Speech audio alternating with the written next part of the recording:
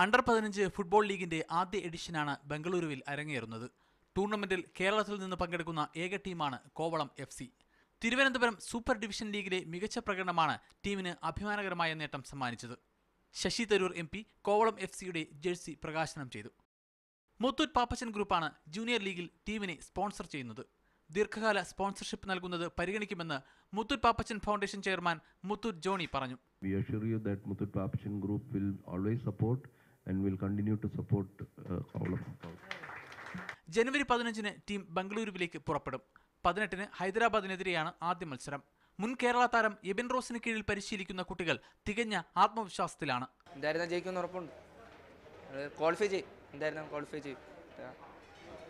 എല്ലാവർക്കും അതിൻ്റെതായുള്ള ഒരു കരുത്ത് എബിൻ സാർ എന്തെന്ന് പകർന്നിട്ടുണ്ട്.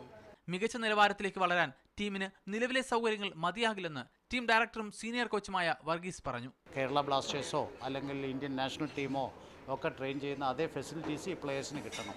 എന്നാൽ മാത്രമേ നമ്മൾ ഉദ്ദേശിക്കുന്ന തരത്തിൽ ഒരു ഫിഫ സ്റ്റാൻഡേർഡിൽ ഒരു ഏഷ്യൻ നിലവാരത്തിലൊക്കെ നമ്മുടെ ഇന്ത്യൻ ടീമുകൾക്ക് ഉയരുവാൻ സാധിക്കൂ. മീഡിയ 1 തിരുവനന്തപുരം.